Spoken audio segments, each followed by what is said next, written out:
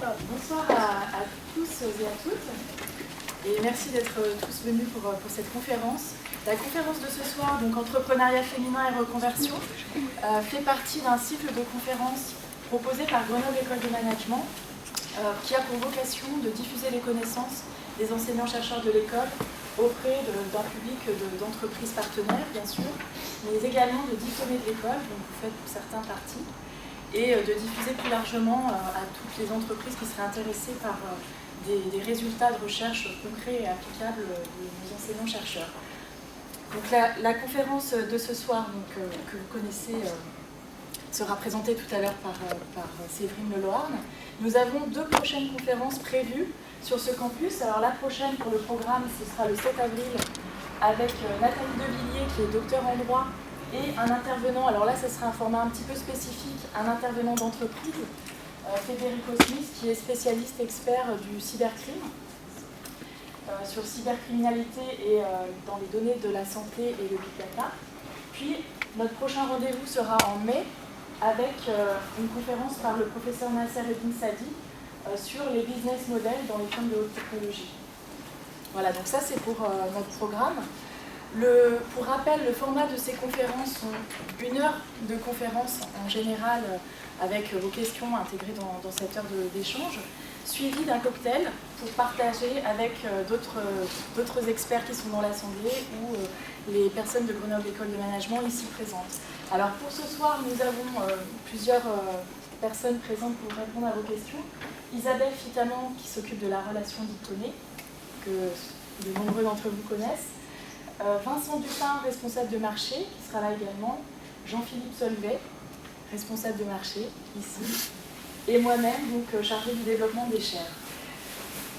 Alors cela fait la transition aussi, puisque Séverine aura l'honneur et la joie de signer avec nos partenaires des pionnières, donc une convention de partenariat pour le lancement de la chaire Femmes et renouveau économique.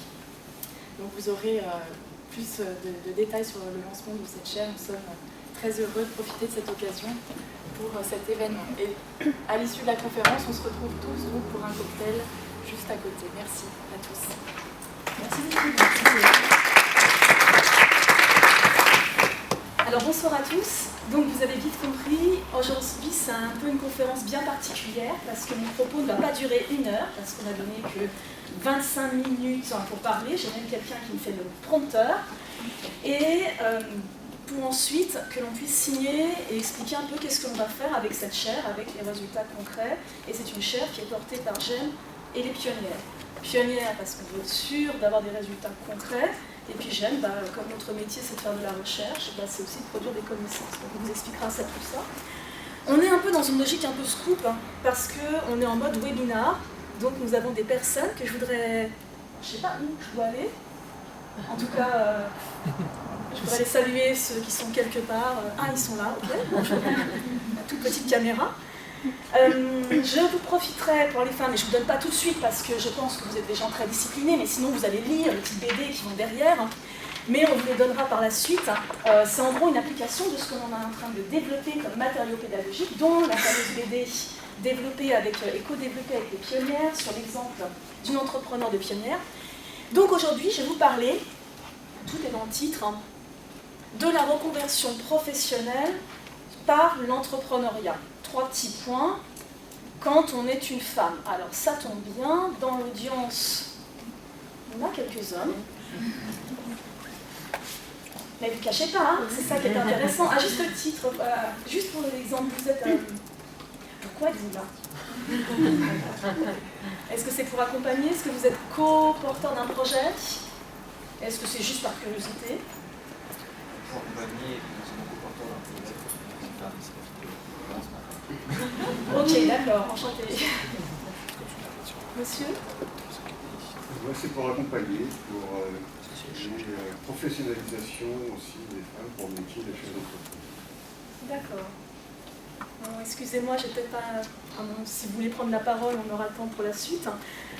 Moi, je voudrais démarrer par quelque chose. La reconversion professionnelle, je repars d'un point peut-être basique pour vous. Pour moi, ça n'est pas tant. On arrive avec, on ne se reconvertit pas par hasard, Ça veut dire qu'on a fait quelque chose avant. Et on ne va pas gérer la reconversion professionnelle, en particulier par l'entrepreneuriat, de la même manière, selon ce qu'on y recherche. Ça veut dire quoi? Vous avez ici, j'ai énuméré les différents éléments, les différentes questions pour lesquelles, les raisons pour lesquelles on va se reconvertir. Première raison, le sabbatique. Alors nous, en tant que prof, c'est une logique, au bout de tous les 7-8 ans, alors moi je n'en ai jamais fait, mais bon, normalement, il est de bon ton de prendre une sabbatique, c'est-à-dire qu'on va ailleurs pour s'aérer. Généralement, on travaille plus que lorsqu'on n'est pas en sabbatique, mais c'est un petit peu logique, c'est s'aérer, de faire autre chose.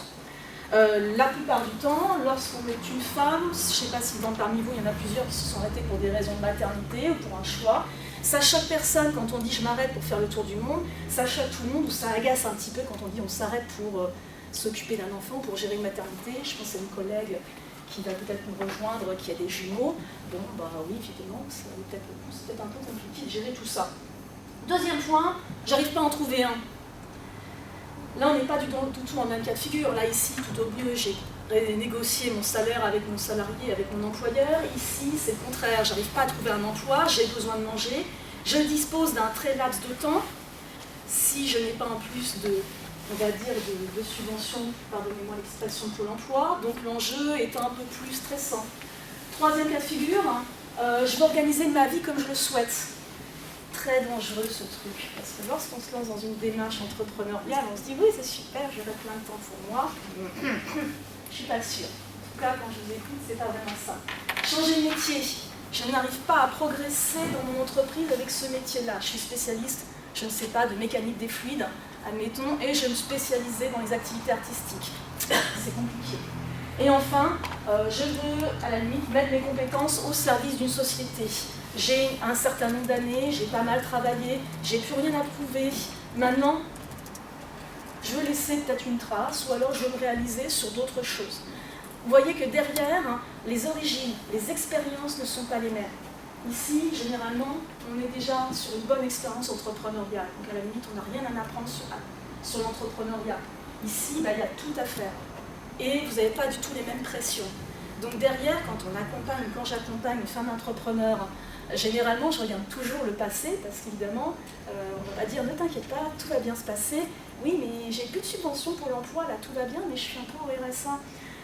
Évidemment, vous comprenez bien que derrière, ce n'est pas du tout les mêmes enjeux que si je suis rentière et je décide de créer ma troisième entreprise parce que ça m'amuse.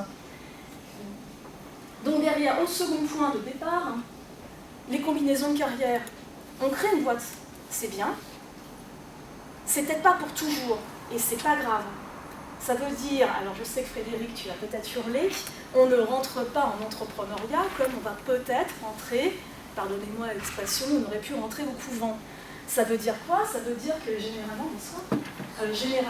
on va pouvoir alterner des cas de salariat, peut-être de l'entrepreneuriat tout le temps. Il y a des personnes qui se présentent, qui sont entrepreneurs depuis même le fait qu'elles étaient étudiantes, n'est-ce pas? Il y a des personnes qui s'amusent à faire du salariat, une pause, et qui tombent dans l'entrepreneuriat, etc. Vous voyez toutes les combinaisons. Donc, autre facette à prendre en compte, évidemment, c'est la carrière, le choix de carrière. L'entrepreneuriat s'inscrit dans un choix de carrière. On peut très bien dire j'ai entrepris quelque chose, j'arrête, je redeviens salarié, et j'ai foi, je recrée autre chose. Donc, mon propos, ça va être quoi? J'ai 20 minutes, maintenant 18 minutes, pour vous parler de 2 points. Un premier point qui va me prendre le plus de temps, qui est finalement qu'est-ce que l'on sait de l'entrepreneuriat féminin, en quoi c'est spécifique, parce qu'après tout, pourquoi on est là? On pourrait très bien dire on n'est pas là, on va chez Réseau Entreprendre où on a une formation, un accompagnement qui est indifférencié, et c'est pas grave. On a des spécificités en entrepreneuriat féminin, et en particulier en France. Ces choses-là, si on se décide à retravailler et à créer son entreprise, c'est pas grave, mais encore faut-il savoir si on est d'accord avec ça, et puis éviter, entre guillemets, surfer sur les forces, et éviter les écueils qui y sont associés. Second point, à chaque personnalité, sa reconversion entrepreneuriale. Alors évidemment, je suis encore une mauvaise commerciale. Nous avons publié un livre, coécrit un livre, qui est évidemment dans mon sac, donc je vous montrerai dès que j'aurai terminé la présentation et je pourrai sortir du champ de la petite caméra, dans lequel on explique les différentes catégories, les différents cas de figure, et en fonction de ça, quels sont les écueils que l'on risque de trouver. Les recettes, il n'y en a pas forcément, parce que ça dépend de plein de facteurs. En revanche, les écueils, on sait comment les déterminer. Donc si on les connaît déjà, on peut supposer que personne avertie a guéri. Alors pour faire ça, sur quoi je fonde mon propos, me direz-vous? À l'école, nous avons 10 ans d'expérience sur l'entrepreneuriat féminin. C'est à la fois peu, ça permet de rendre compte de pas mal de choses. On est une des équipes les plus vieilles qui travaillent sur l'entrepreneuriat féminin. Alors je vous ai listé un petit peu toutes les études, je vous les renumérerai sur quoi on a travaillé. Alors c'était peut-être révélateur, en tout cas, ou alors c'est pas de bol. Là je ne peux pas vous dire, je n'ai pas d'échantillon à ce point-là. Le second point, ça nous a quand même amené à travailler sur la conciliation vie privée, vie professionnelle, vie personnelle. Et on est parti d'un principe de base. Il y a des activités qu'on va qualifier de, comme dirait ma collègue, de highly demanding, ça veut dire qui demandent énormément de temps, d'investissement, etc. Et puis des activités que l'on choisit plus ou moins. Si je décide de faire du coaching, si je décide de créer un réseau de coaching, c'est mon problème. Si je veux être toute seule, c'est mon problème. Le modèle économique va être différent, mais je ne suis pas obligée, quand je crée une entreprise de coaching, de créer forcément une entreprise de la taille de McKinsey ou BCG. Donc, on va essayer de regarder qu'est-ce qui se passe chez les coachs. Donc on a travaillé beaucoup avec les Mampreneurs, l'association des Mampreneurs, et on a travaillé aussi avec des messieurs qui ne sont pas dans l'association des Mampreneurs, bien évidemment par définition, et on a fait la même chose dans l'industrie des biotechnologies, pour essayer d'avoir une logique de comparaison. Troisième étude, grosse étude réalisée, c'est à cette occasion que nous nous sommes rencontrés avec les pionnières, et également avec Réseau Entreprendre. Réseau Entreprendre, 12% d'entrepreneuriat féminin. Ils nous disent que c'est catastrophique, c'est des chiffres pourris. Finalement, quand on regarde, on nous dit dans la littérature ou dans le mythe, on aurait 30% de femmes entrepreneurs. On n'est pas tout à fait sur du chiffre. Si on enlève, entre guillemets, les personnes qui sont auto-entrepreneurs, les entrepreneurs individuels, les commerçants, etc., je pense qu'on tombe très vite à 12% d'entrepreneuriat féminin. Et là, on essaie de regarder les intentions de croissance. Est-ce qu'une femme a la même intention de croissance, activité égale, qu'un homme? Belle étude, bel échange, et finalement la réponse, en fait, non, oui, tout à fait, il n'y a pas de différence. La seule différence, c'est l'activité, la perception que l'individu a de l'activité, et ça n'a pas rien à voir avec le sexe de l'individu. Donc, c'est pas bon résultat, enfin intéressant. Et là, depuis 2 ans, nous menons 2 choses en parallèle. Le premier point, c'est la place des femmes dans les processus créatifs. Donc on prend des étudiants, tout propres, tout neufs, ils sortent de prépa, ils n'ont jamais travaillé, ils sont dans leur emballage, ils sont tout propres, tout beaux, etc. On leur fait faire un processus créatif, on essaie de regarder finalement quel est le projet qui sort. Est-ce que c'est le projet de la fille ou le projet du garçon? Manque de bol, le projet de la fille se fait retoquer, le projet du garçon se fait retoquer, c'est des projets de groupe, donc ça veut dire mixte, c'est super. Mais en gros, les projets majoritairement de garçons avec une fille fonctionnent le mieux. Le garçon fait la caution et puis la fille, ça fait un peu comme dans les boys bands, il y a toujours, entre guillemets, la fille qui va derrière. Je suis cynique. Et enfin, le dernier point, je suis un panel d'entrepreneurs que je rencontre tous les 6 mois, hommes et femmes. Et puis je regarde un peu comment ils construisent leur modèle économique, comment ils construisent leur activité. Et j'essaie de voir si en pratique, dans ce qu'ils me racontent bien évidemment, il y a des différences. Et est-ce que ces différences sont liées évidemment à l'homme, au fait d'être un homme ou d'être une femme, et à la composition de l'équipe entrepreneuriale. Si je vais trop vite, vous me dites, si je vais trop lentement, qui me dit mon consent? Vous êtes comme les participants un petit peu fluides. Des fois tout silencieux. Donc, on continue. Finalement, qu'est-ce que l'on peut dire sur l'entrepreneuriat féminin en pratique? C'est ça qui m'intéresse. Déjà, tous ces points-là. Et je vais rester un certain temps avec vous là-dessus. Alors, il y a 2 éléments à prendre en compte. Il y a des spécificités qui ont lieu avant la création, ou je vais dire peut-être durant les premiers mois de la création. Et puis il y a des spécificités qui ont lieu en termes de direction d'activité. On parlera plus de leadership, de mode de management. Le premier point qui sort et qui est un petit peu criant, c'est que c'est amusant, la plupart du temps, les femmes créent seules. Alors ça ne veut pas dire que c'est tout le temps le cas, Mais à chaque fois que j'ai pu rencontrer des femmes entrepreneurs qui ont créé un entrepreneuriat de croissance ou un entrepreneuriat pérenne, il y avait souvent création, soit seule, ou alors soit au départ il y avait des copines, ou quelques copains, et après il n'y en avait plus, pour différentes raisons. La plupart du temps, c'est quand même une activité plus solitaire qu'on pourrait penser. Le second point, c'est que on a une particularité.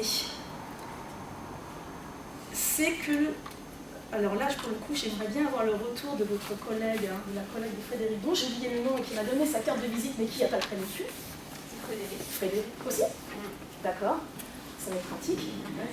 Et les éléments qui sont ressortis de notre étude, de nos études, c'est la manière avec laquelle on appréhende le réseau. Notre réseau, tout en moyenne, est différent de celui d'un homme et le mode de management du réseau est différent. Comment je veux dire, je commence par mode de management du réseau. Première chose, si je voulais caricaturer le réseau homme versus le réseau femme, c'est caricatural, mais il faut bien être assez rapide.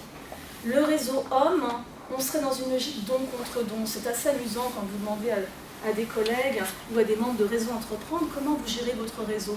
Oh, vous savez, je ne sais pas, moi, si je suis bon pour gérer mon réseau, oui, j'appartiens à ça. Voilà, d'accord. La liste est assez longue. Le réseau est assez diversifié, mais quand même très professionnel. Et il est utilisé, on ne sait pas s'il est utilisé d'ailleurs, c'est très délicat d'arriver à avoir des exemples concrets en disant j'ai utilisé ça, ça ou ça.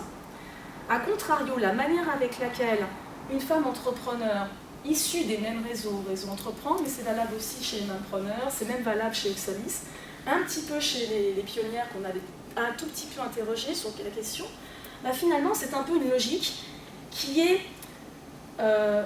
pour les hommes on parlerait de don contre don, je ne sais pas, je m'investis, mais je ne sais pas quand j'aurai un retour, mais quand j'aurai un retour j'en aurai forcément, alors que chez la femme on aura tendance à se dire je vais avoir ça parce que j'ai tel objectif. Ça ne veut pas dire que votre femme entrepreneur ne s'engage pas dans le réseau. Certainement pas. Au contraire, elle va s'impliquer. Quand elle sera impliquée, quand elle sera dans le réseau, elle sera impliquée. Mais elle aura un objectif en tête, qui est un objectif soit de moyen terme ou soit de court terme. Mais il y aura forcément une idée en tête. Ce réseau-là m'intéresse parce que je vais trouver ça, ça ou ça. On fait souvent le lien avec la gestion du temps et la conception que l'on a du temps de la journée. Je n'ai pas de temps à perdre à ça, ou alors je dois faire ci, je dois faire ci, je dois faire ci, je dois faire ça.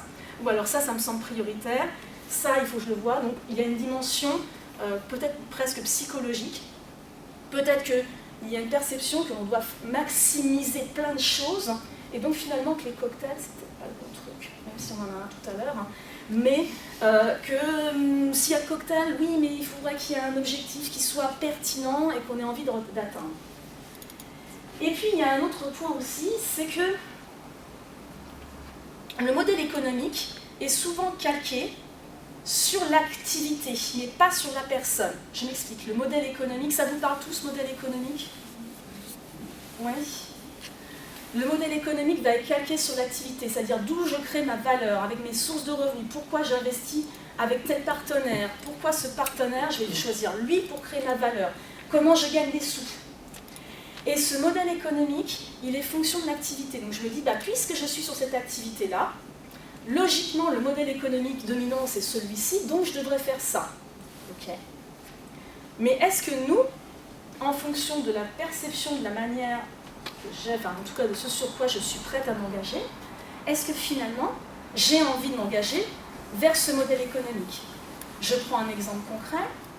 Je veux développer une activité de coaching qui invite plein de partenaires. Je me mets toute seule. Le réseau, il faut que je le construise. Je l'ai un peu développé, mais pas énormément.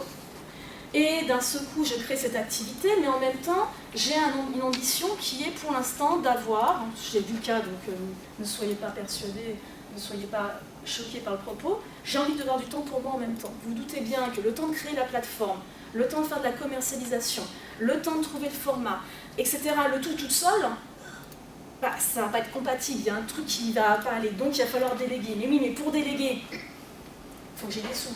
Donc le modèle économique n'est pas en adéquation, puisque pour déléguer, il faut absolument que j'ai des sous. Donc il faut que j'ai embauché. Donc il faut que j'ai des revenus qui soient cohérents. Donc toutes ces choses-là ne sont pas toujours alignées. Alors c'est pas grave,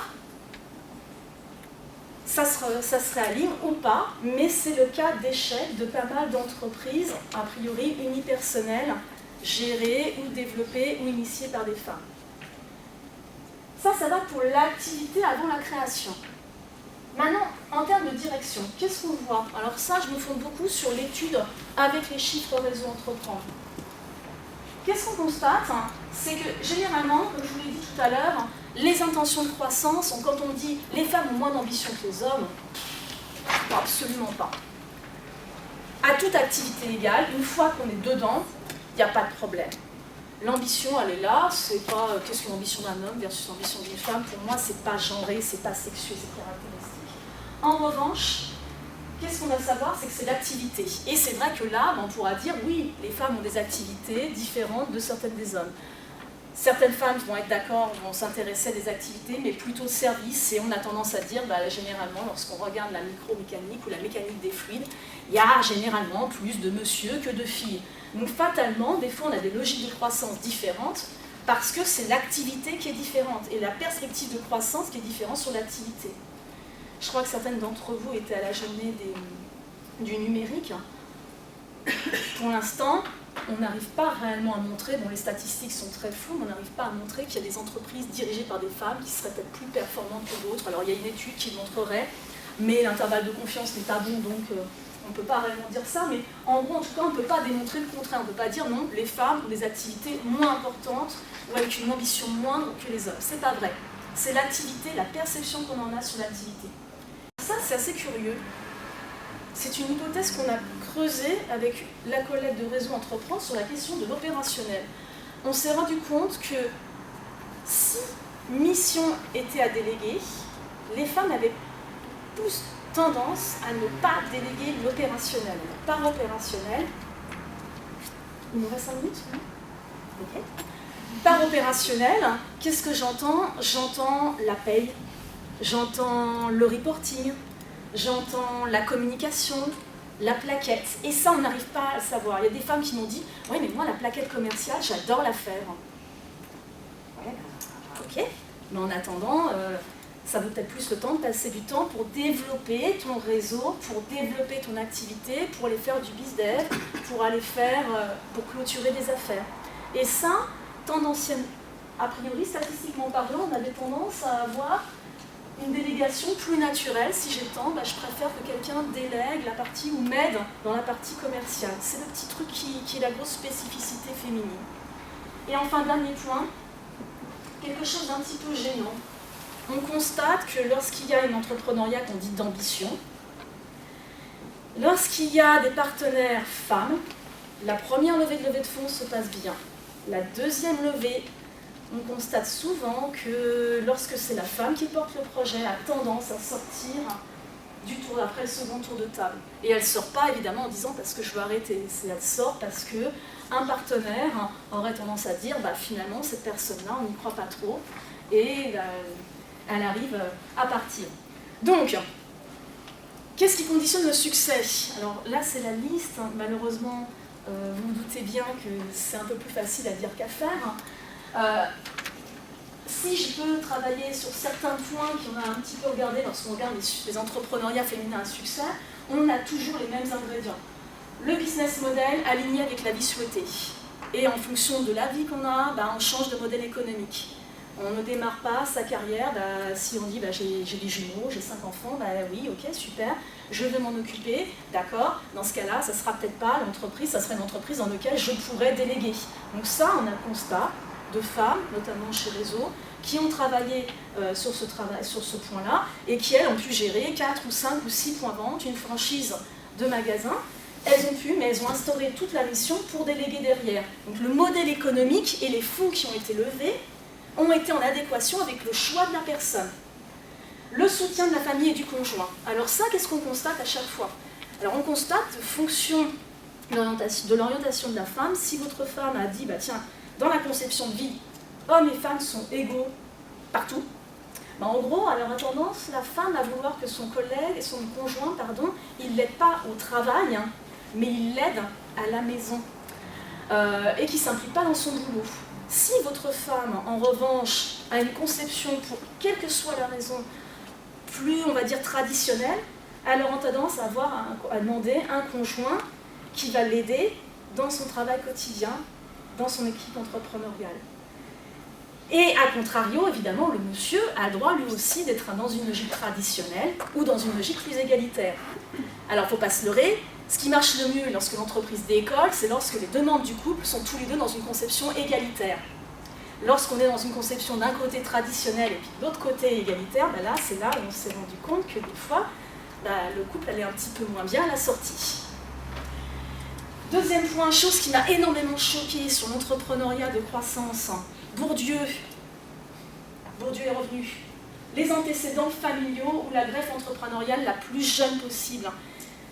On constate que toutes les personnes qu'on rencontre qui ont un entrepreneuriat de croissance où tout semble simple, on pose toujours la question, qu'est-ce qu'a fait votre papa ou votre maman? Il était toujours entrepreneur au sens le plus large du terme. Ça veut dire, ça peut être une profession libérale aussi. Attention, uniquement en France.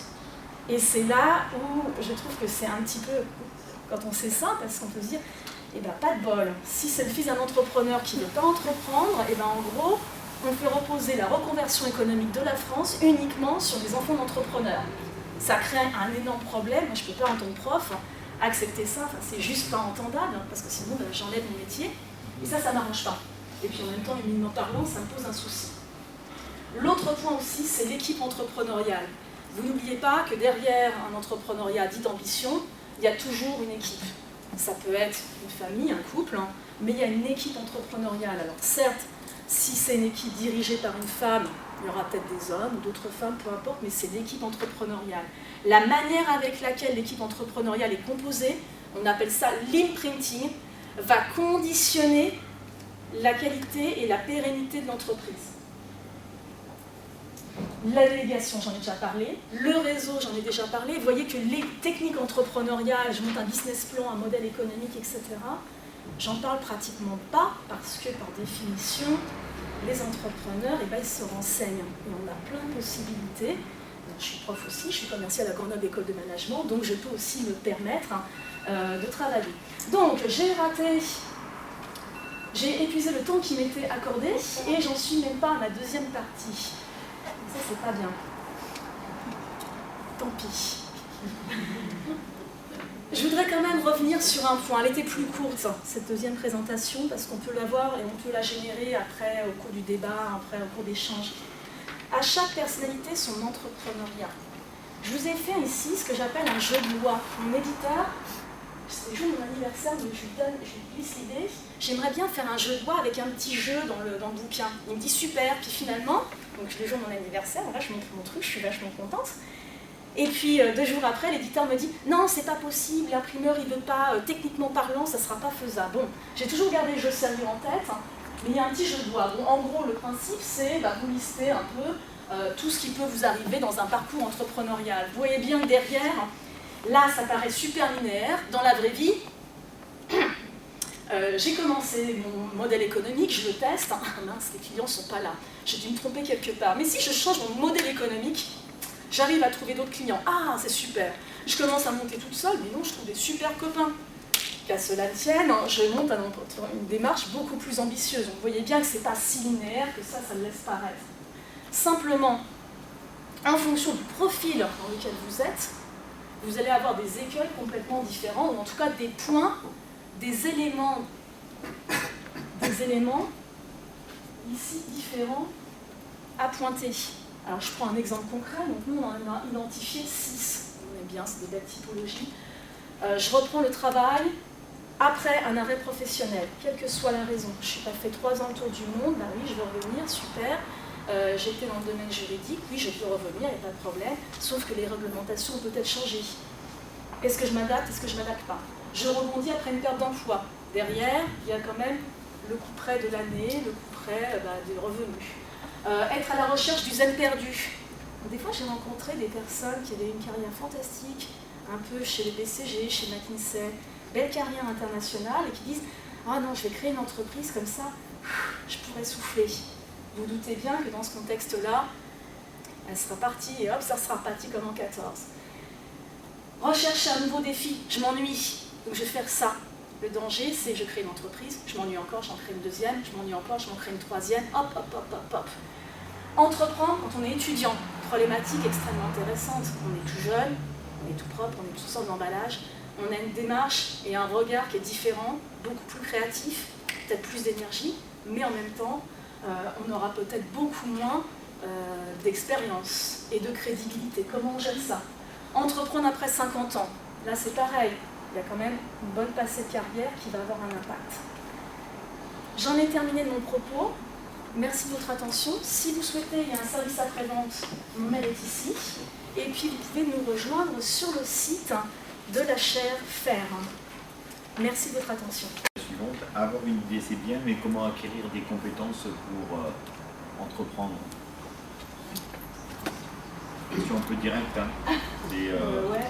C'est pas parce que je crée une entreprise que je vais gagner de l'argent, en gros. C'est une remarque qui a été posée par une personne qui faisait une remarque, donc que je l'ai livrée de manière un peu brute. Là, Moi, j'aurais tendance à dire, il faut que je regarde par ici, j'aurais tendance ici à dire que tout l'enjeu est de travailler sur le modèle économique. Donc, déjà, les compétences, je dirais, c'est pas trop gênant, il y a l'incubateur de pionniers déjà, il y a des méthodes. Il y a des méthodes, il y a des logiques d'accompagnement. Donc ça, pour les outils, je ne suis pas inquiète pour les outils. Où je suis plus inquiète, c'est le modèle économique qui est sous-jacent. Est-ce que le modèle économique fait que l'entreprise va être pérenne ou durable?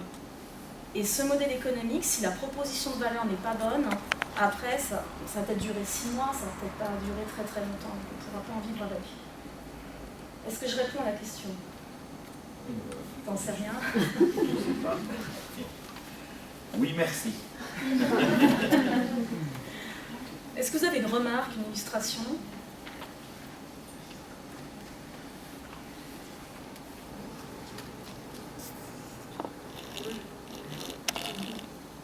Comme vous m'avez parlé Du réseau? Du réseau. Et moi, j'ai décidé de créer une entreprise, une start-up, donc je suis une mini-tentative start-upeuse, et une entreprise justement pour aider les femmes à réseauter business. Et qui s'appelle Axiel.com, donc c'est une plateforme où parfois, vous avez peut-être connu ça, vous allez dans un événement, vous dites oh là là, je connais personne, donc du coup, vous partez. Et donc là, l'idée, c'est de se dire, en fonction des centres d'intérêt professionnels, on se positionne, et puis on va pouvoir retrouver d'autres femmes en différence, mais pas forcément dans des événements uniquement féminins, pour saisir des opportunités. Parce que moi, j'étais directrice commerciale d'une société, d'une développeuse, et je me rendais compte que c'est pas en restant en monde que je trouvais les bonnes affaires, les bons coups, etc. Et qu'il y avait de toute façon quand même beaucoup plus d'hommes que de femmes dans les événements où j'allais. Je me suis dit, bah, ça va être ma contribution, je vais faire un truc comme ça, parce que je partageais complètement le constat. C'est-à-dire qu'il y a le fait d'aller dans des réseaux et le fait de réseauter. Donc il y a aller dans des réseaux, bien sûr, mais réseauter, aller dans des cocktails, voir, et quand on est entrepreneur, vous parliez de la journée de la femme digitale, j'y étais. Voilà, vous avez des gens qui étaient là, qui échangeaient des cartes de visite. C'est aussi ça qui contribue pour les unes et les autres à développer leur activité, qu'elles soient salariées, certes, mais surtout entrepreneurs. Et c'est vrai que la première question qu'on m'a posée, moi, à mon âge, quand je suis allée à la chambre de commerce, c'est est-ce que vous avez un bon résultat? La question que... D'accord, c'est intéressant.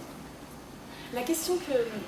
On avait fait un exercice avec les femmes chefs d'entreprise et on avait demandé à chacune des femmes dirigeantes de lister les réseaux formels dans lesquels elles étaient présentes. On a fait la même chose à activité égale. À activité égale, globalement, une femme était présente dans 3 réseaux maximum. Un homme était présent dans 6 réseaux. Ça ne veut pas dire forcément qu'il était plus présent, enfin qu'il allait à toutes les activités des 6 réseaux. Attention, c'est pas du tout la même chose. Mais 3 et 6, c'était du simple au double. Et quand on listait le réseau informel, alors le réseau informel, c'est en gros, comment on l'avait mesuré? En gros, on dit, bah, quand vous avez besoin de conseils, à qui vous vous adressez? Est-ce que, alors on avait listé un peu le type de conseils dont on peut avoir besoin en entrepreneuriat. Je cherche à me diversifier, je cherche à trouver des clients, Je cherche éventuellement un nouveau fournisseur, je cherche à exporter, ou je veux échanger parce que j'ai pas le moral, j'ai un problème avec mon personnel. Enfin, vous voyez, on avait listé un petit peu différents éléments. Et là, ce qui a été vraiment frappant sur certains réseaux de femmes, pas tous, c'est que la première remarque, ça a été « bah non, je suis assez grande pour décider toute seule ». Je dis « mais oui, il n'y a pas de souci par rapport à ça, j'en doute absolument pas, mais la question c'est à qui vous demandez conseil ?» Et on s'était rendu compte, on est sur des verbatims, sur du déclaratif, que un homme, quand on est par exemple, quand on explique par exemple, je vous donne un exemple concret, je pense à un entrepreneur qui est basé à Rennes, qui est dans la biotechnologie. Lui a réentrepris après avoir lancé une première activité, et avant il était salarié. Il a son groupe de copains, son groupe d'associés, mais c'est des copains professionnels. Jamais invités, enfin peut-être, mais en tout cas c'est professionnel. Ils sont salariés, ils vont décider ensemble de faire le pas, ils vont se rencontrer d'ailleurs dans un réseau où tout le monde cherche des partenaires, et ils vont ensuite s'associer et ils vont rester de manière assez fidèle, puisque l'entrepreneur est entrepreneur depuis à peu près 20, 25 ans.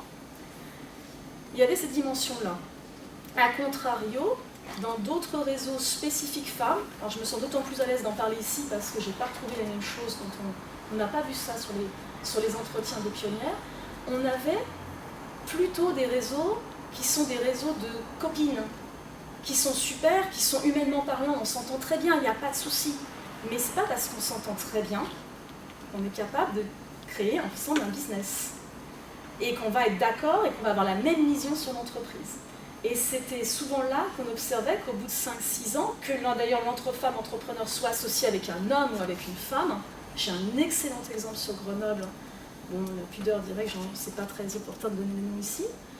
Et là, on se rend compte que finalement, cette personne-là, elle a tout raté entre guillemets sur son partenariat, elle a peut-être réussi son entreprise, mais son partenariat,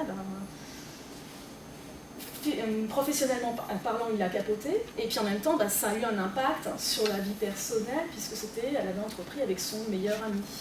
Je ne sais pas si ça fait écho à ce à quoi vous pensez, Frédéric. Les deux, hein. Alors, que vous disiez que le réseau est moins utilitaire chez les femmes, c'est un constat qu'on peut faire, en tout cas, effectivement. Peut se transformer, peut être plus amical et moins utilitaire. C'est le constat que moi j'ai fait dans les différents réseaux, et parfois d'ailleurs avec une difficulté à aller au-delà entre toi, mais ce qu'on va faire du business, c'est plutôt orienté plus business qu'entraide et échange. Alors, pour cela, pour les réseaux formels d'entrepreneurs, je les connais beaucoup moins que Frédéric qui est devant moi. Moi, c'est plutôt le networking en général, et puis les réseaux dont je viens, qui étaient des réseaux plus de femmes salariées. Tu veux rajouter quelque chose, je suis Non, je m'adresse à Frédéric en fait. Alors moi, ce que j'entends dire, et je pense que c'est vrai, c'est que les réseaux utiles pour le business, c'est du réseau faible. C'est-à-dire, c'est pas justement le premier niveau, c'est le deuxième niveau. C'est pour ça que, par exemple, en entretien d'embauche, on va demander trois contacts, parce que ça va être plus facile de demander du business à quelqu'un qu'on ne connaît pas vraiment, mais si on est recommandé. Donc il y a une dimension importante là-dessus, et donc c'est peut-être un peu la technique, je dirais peut-être plus masculine d'avoir 6 réseaux, d'être peut-être moins impliqué dans les 6 réseaux, mais finalement ça permet de raisonner plus et d'avoir plus de réseaux faibles, parce que c'est le réseau faible qui va permettre de générer du business. Le réseau faible, si vous allez voir vos copines et vous leur demandez du business, c'est bien, mais c'est pas forcément ce qui est le plus efficace. Si vous demandez à vos amis de vous introduire auprès d'un tel qui pourrait être intéressé par ce que vous proposez, là ça devient plus professionnel et plus pertinent.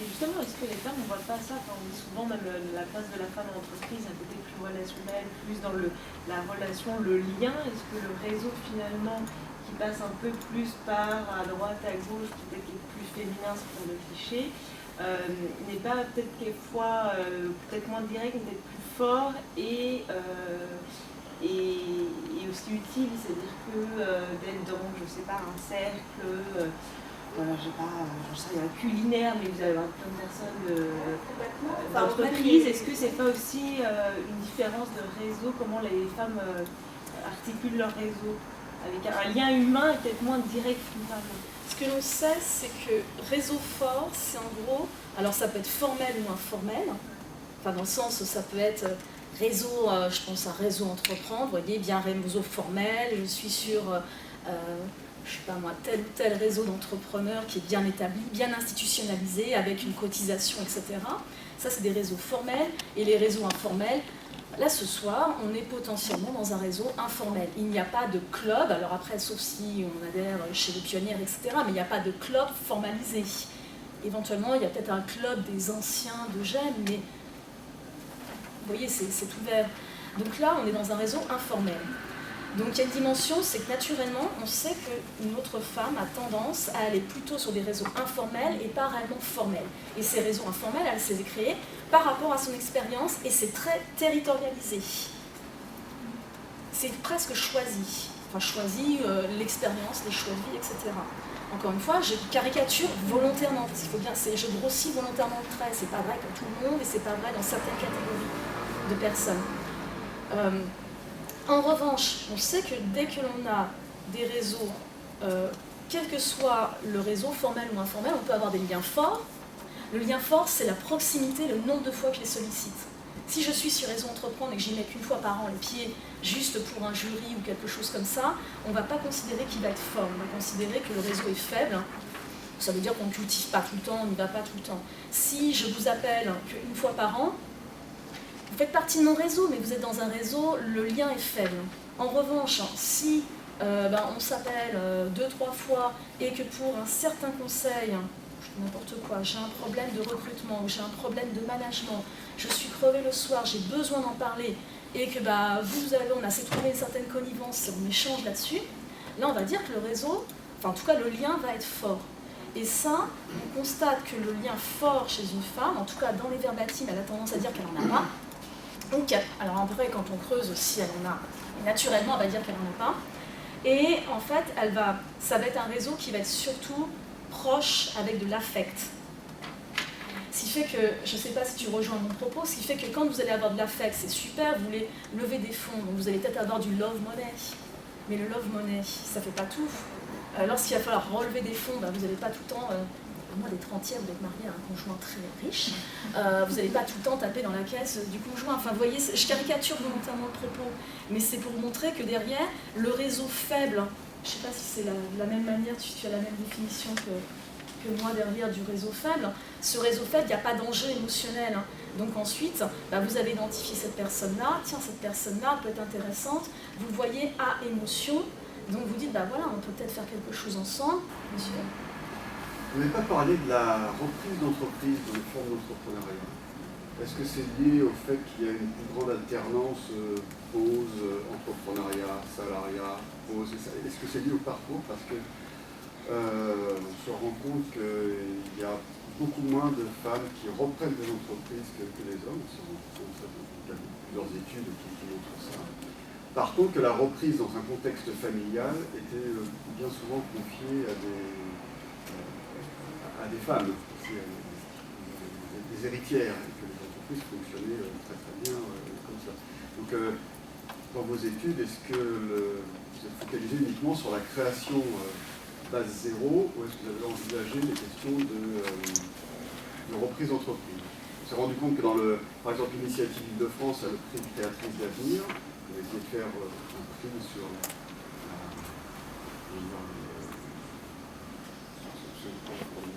une bonne reprise, et ils ont eu beaucoup de mal à trouver les candidats. Alors après, ça peut nous sembler bizarre, mais quand on dit « je travaille sur l'entrepreneuriat féminin », ça peut sembler être un petit sujet. Derrière ce sujet-là, en recherche, il y a 40 ans de recherche sur l'entrepreneuriat féminin. Donc moi, je suis dans la sous-rubrique.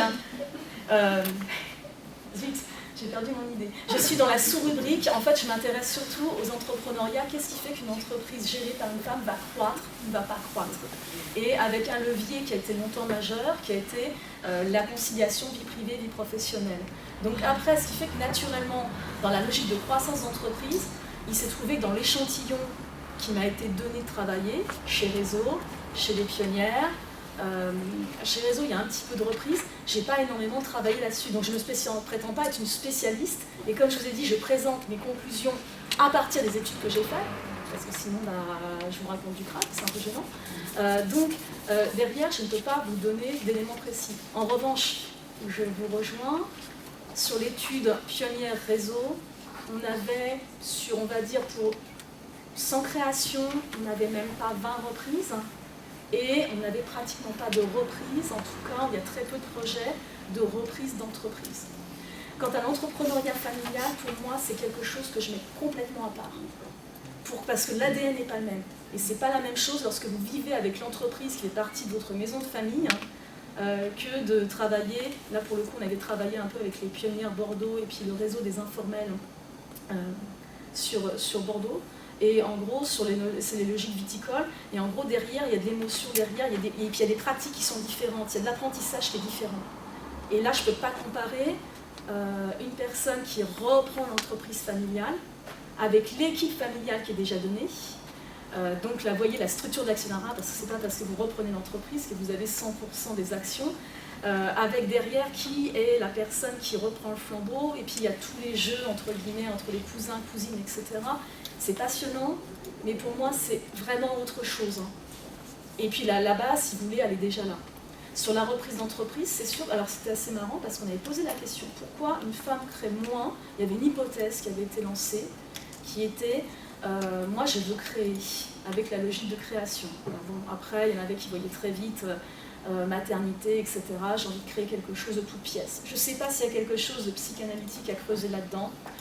Moi, j'en suis pas convaincue, je pense surtout que c'est un phénomène qui est méconnu et qui pourrait être travaillé, à mon avis. Et je pense que s'il y a une promotion, s'il y a un plan de campagne sur de la reprise d'entreprise, 3 petits points par des femmes, je pense que ça peut largement être une idée qui vient en tête.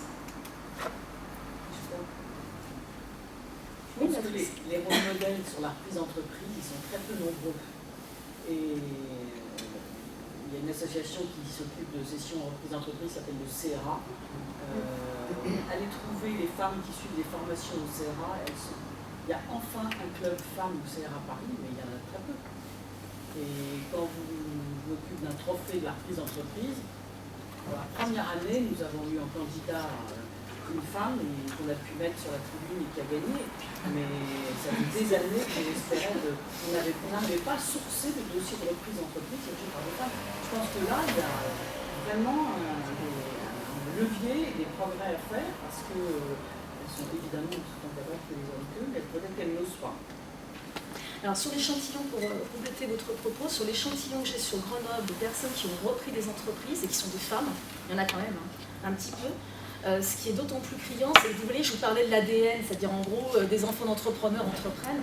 Là, pour le coup, on n'avait que des femmes dont le rôle modèle, je pense sans trahir, Claire Ferrier, dont le papa est Michel Ferrier, qui a créé Réseau Entreprendre Grenoble, etc. Enfin, en gros, c'est très fort, c'était très prégnant. Et ça, le rôle modèle du papa était, qui est aussi entrepreneur, serial entrepreneur, là, pour le coup, il était criant. Et je pense que le conseil, ça ne vient pas uniquement du rôle modèle ou de la fascination paternelle, ça vient aussi du fait qu'il donne les conseils et en disant tiens, tu veux créer, ça serait peut-être pas mal, mais oui, ils sont entrepreneurs. De toute façon, moi je l'ai été, ça a marché, pourquoi ça ne marcherait pas pour toi? Ça devient une évidence, c'est une option particulière. Et de dire la reprise d'entreprise, de toute façon, je vais t'aider ou vous pouvez trouver des conseils pour dire tiens, je vais prendre le projet qui me correspond. Et puis aller trouver l'entreprise. Judith me fait signe, Judith Bouvard me fait signe que c'est le moment de passer à la signature de la convention. Donc si vous le souhaitez, il y a ça après-vente, comme je vous l'ai dit. Toute remarque, moi j'adore échanger avec mon panel de femmes entrepreneurs, donc je fais un appel au peuple, si vous voulez être mon panel de femmes ou d'hommes entrepreneurs, rentrer dans entre guillemets, mon panel, c'est pas vite dit, parce qu'en gros, on échange à peu près tous les 6 mois et c'est vraiment super. Je serais ravie. oser entreprendre au sein de son propre entreprise par le biais de l'entrepreneuriat. Et je suis ravie que Céline m'a demandé de participer ce soir. Parce que... Non, on est parlé un peu plus fort. Pardon, j'ai un peu perdu la voix récemment. Donc je suis très contente que Séverine m'ait demandé de venir ce soir parce que bon, en tant que femme, je suis membre du COMEX, donc de Grenoble École de Management, et on a de la chance d'être complètement à parité. On est 8 membres du comité exécutif à Grenoble, 4 hommes et 4 femmes. Ce sont donc des postes clés. Il se trouve que ces postes clés ont été tenus à parité par des hommes et des femmes. Ça n'était pas fait, il n'y avait pas de discrimination positive. Hein. Il se trouve qu'on a donc des femmes dans des postes clés de Grenoble École de Management. Moi-même, j'ai pu finalement profiter d'un esprit d'entrepreneuriat à l'intérieur de Grenoble École de Management parce que j'ai créé l'école internationale de GEM qui est GGSB, Grenoble Graduate School of Business, il y a 20 ans. Et tout ça, c'est parce qu'à l'époque, on avait un directeur qui était très très pour des idées, des innovations, prendre des risques, etc. Il faut se lancer, il ne faut pas avoir peur de l'échec. Et donc un jour, je suis allée le voir en disant que je pensais qu'il y avait une niche pour un programme pour des étudiants qui n'avaient pas de classe prépa, qui n'avaient pas d'expérience professionnelle pour aller faire un MBA où il faut un minimum de 3 ans d'expérience. Et donc, il m'a dit, vas-y. Et donc, ce petit programme qui est démarré avec 4 étudiants en 1995, finalement, aujourd'hui, c'est une école de 1600 étudiants sur 6 campus en tout. Et donc, c'est uniquement parce que j'ai eu l'occasion de pouvoir mettre à l'œuvre, mettre en application des idées que j'avais à l'intérieur de mon entreprise, parce que Grenoble École de Management, c'est aussi une entreprise. Et donc, l'école GGSB est classée 20e au dernier classement du Financial Times, 20e école européenne. Donc, j'ai aussi j'ai exporté des formations en Angleterre, en Chine, en Russie, et même en Iran, en Arabie Saoudite. Et moi, si je peux vous donner un message aux femmes, c'est qu'il faut oser. Je pense qu'il faut oser et les femmes n'osent pas assez. Quand je suis partie en Iran pour répondre à un appel d'offres, une entreprise iranienne qui souhaitait monter une formation pour leurs ingénieurs, j'ai participé à cet appel d'offres, j'ai donc soumis un dossier, on était 30 participants, 30 concurrents au départ, on a terminé à 4. Les 4 concurrents, les 4 finalistes ont été invités en Iran à présenter leur dossier. Et donc j'ai dit, je vais aller présenter le dossier pour Grenoble. Et puis on m'a dit, mais tu ne vas pas y aller toute seule, tu vas être accompagnée d'un homme. Alors, ce qui était étonnant, c'est des femmes qui m'ont dit ça, et non pas des hommes. Donc j'ai dit, non. Et donc je suis partie toute seule. Je me suis adaptée aux coutumes locales, j'ai mes pouvoirs. J'ai présenté mon projet. Il n'y avait que des hommes, les autres finalistes, il n'y avait que des hommes, et il n'y avait que des hommes en face de moi, mais j'ai quand même remporté le projet. Donc mon message, c'est qu'il faut y aller, il faut oser, il ne faut pas avoir peur, voilà, et donc il faut avoir confiance en soi, donc que ce soit pour l'entrepreneuriat, ou pour vos postes en entreprise, ou pour entreprendre, il faut y aller, voilà. Et donc, alors, en ce qui concerne la signature qu'on va avoir là pour la chaire, donc c'est aussi très important pour GEM, parce que les chaires sont importantes pour les institutions d'enseignement. D'abord parce que tout contact, tout partenariat avec une entreprise, une fondation, une association ne peut que nous enrichir. Ça nous permet aussi à répondre à notre mission qui est d'être au service des entreprises. Nous sommes une école, donc a School for Business for Society, c'est ce qu'on dit. On a une école qui est au service des entreprises et qui on essaye d'aider aussi à l'amélioration de la société. Hein. Et ça va créer un lieu de réflexion, un lieu d'échange, et d'enrichir tout ce qui est recherche, formation, internationalisation, diffusion de savoir dans le domaine de l'entrepreneuriat et surtout spécifiquement aux femmes. Donc, je suis ravie que ce soir on puisse signer cette convention et je crois qu'on va... On a des documents, peut-être? Oui, d'accord. Voilà. Je vais présenter un petit peu les pionnières, parce qu'on en parle depuis tout à l'heure. Voilà.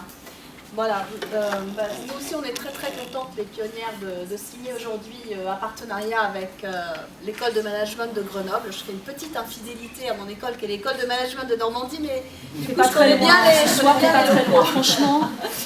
Donc les pionnières, c'est quoi? Les pionnières, c'est tout d'abord un réseau de femmes entrepreneurs innovantes.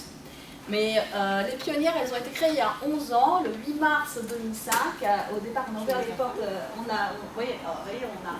on a un an d'avance sur Séverine, je crois, parce que tu as dit 10 ans, voilà, enfin bon. Et donc, on a ouvert les portes de Paris Pionnière le 8 mars 2005. Et depuis, on a fait beaucoup de petits, puisqu'on a aujourd'hui près d'une vingtaine d'incubateurs, dont une douzaine en France, 6 au Maroc, et 2, un en Bruxelles et un au Luxembourg. Donc c'est un réseau, c'est aussi donc des incubateurs, ce sont des lieux physiques où les personnes peuvent aussi apprendre en interaction avec les autres de leur pairs, une méthodologie et puis une échéance, puisqu'en fait dans l'accompagnement il y a plusieurs séquences, c'est ce que tu as dit, avant la création, imaginer son projet, puis dès le démarrage, et puis après le vol de leurs propres ailes. Et on leur souhaite le plus de mixité possible, puisque le but, c'est pas d'avoir des femmes dans des ghettos, c'est simplement les pionnières, elles sont là pour accélérer la mixité entrepreneuriale. Donc, en effet, on ne s'occupe pas encore des repreneuses, mais on devrait, parce qu'il y a un gros enjeu là-dessus aussi. Alors l'enjeu de l'entrepreneuriat féminin, tout à l'heure tu disais c'est pas un petit enjeu, en effet c'est un gros enjeu, puisque si on fait un petit calcul rapide, si on avait autant de femmes qui entreprennent que d'hommes, eh bien on aurait très vite résolu le problème du chômage, puisque ça ferait 100 000 entreprises de plus par an. Donc en 10 ans ça ferait 1 million d'entreprises, et à 2 ou 3 salariés en moyenne par entreprise en France, ça fait 2-3 millions de salariés en plus. Alors c'est un peu facile, mais ça marche quand même. Et l'OCDE, qui est un organisme plus sérieux que ce que moi je peux vous dire, chiffre en points de croissance, c'est combien les points de croissance? 9,6 en 10 ans. Donc voilà, ça vient corroborer mes chiffres qui sont un peu faciles, mais voilà, ça dit à peu près la même chose. Donc nous avons accompagné plus de 1900 entrepreneuses, et ce qui a donné plus de 620 entreprises. Alors pourquoi est-ce que nous sommes très heureux aujourd'hui de signer avec GEM et de participer à la création de Femmes et Renouveau économique? Eh bien, nous sommes très très dans l'action, puisqu'en fait, on s'est vraiment concentré sur la construction d'incubateurs, de méthodos, et donc on fabrique des entrepreneuses. Et puis GEM, c'est une école, donc il y a des tas de cerveaux. Voilà. Donc on s'est dit que les cerveaux et l'action, ça allait faire de grandes choses. On avait créé un observatoire il y a quelques années. Et on a monté un partenariat, un comité scientifique, et quand on a rencontré Séverine sur son étude sur l'entrepreneuriat féminin, voilà, on s'est dit qu'on pouvait travailler là-dessus et puis donner un réel élan à cet observatoire, et on espère pouvoir vous proposer toute la matière sur l'entrepreneuriat féminin dans l'ambition, puisqu'en fait les pionnières se sont concentrées sur les entreprises innovantes et qui créent des emplois. Parce que dans les incubateurs, évidemment, ça demande pas mal d'argent, et donc il faut qu'il y ait un retour sur investissement comme pour tout projet d'entreprise. Voilà, merci beaucoup, et on est très heureux de signer aujourd'hui. Merci. Je propose qu'on passe à la signature pendant que Judith Bouvard et Frédéric Lavelle se préparent.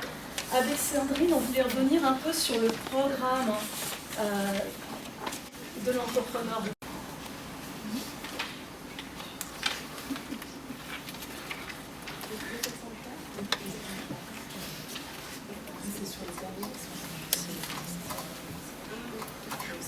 J'ai fait sciences.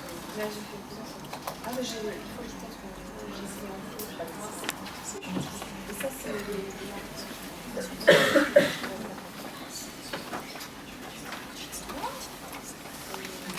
voilà. C'est vrai.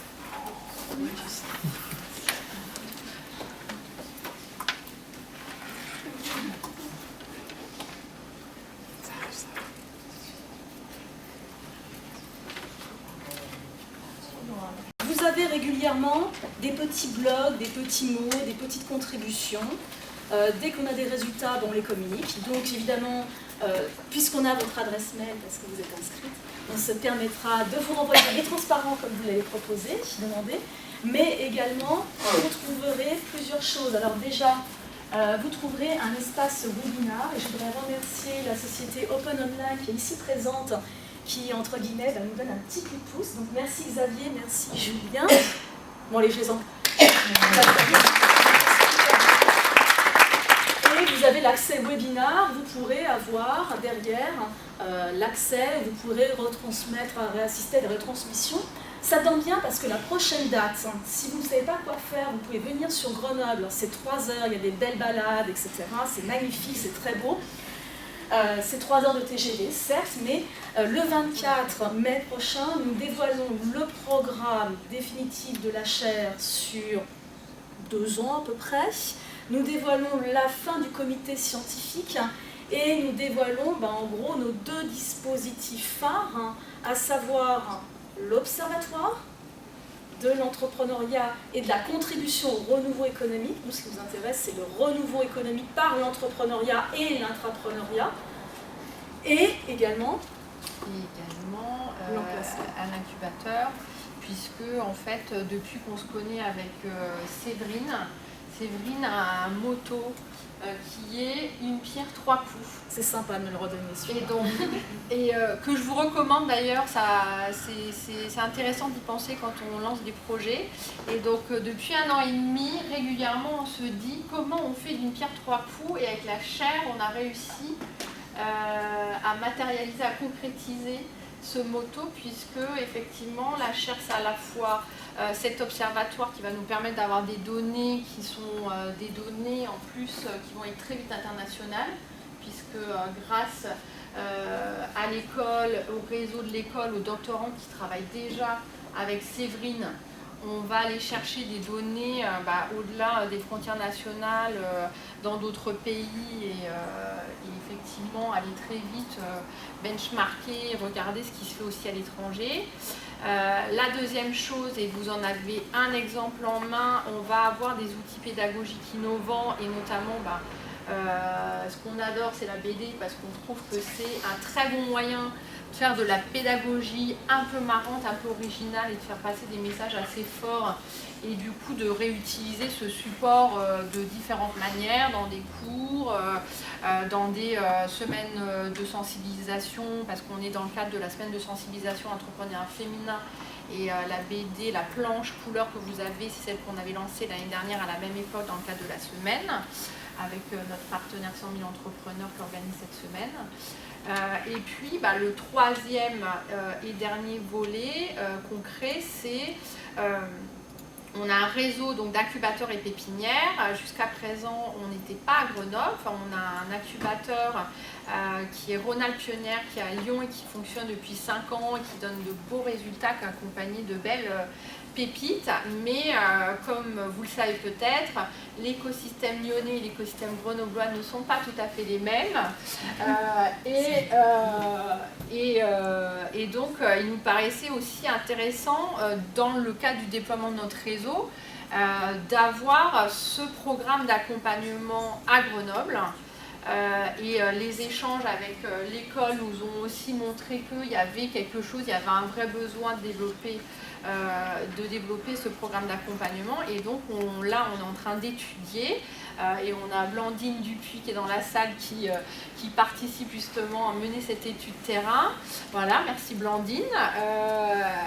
Pour la faisabilité d'un incubateur sur Grenoble et qui serait relié à l'incubateur Rhône-Alpes Pionnière, et qui nous permettrait du coup, au-delà des méthodologies qu'on a déjà d'accompagnement, de tester des résultats qu'on pourra avoir à travers les études qu'on va mener avec la chaire pour accompagner peut-être autrement ou imaginer d'autres formes d'accompagnement, d'autres modules, et du coup avoir une sorte de laboratoire, un peu d'incubateur qui nous permettent aussi d'expérimenter des résultats que la chaire aurait pu nous amener.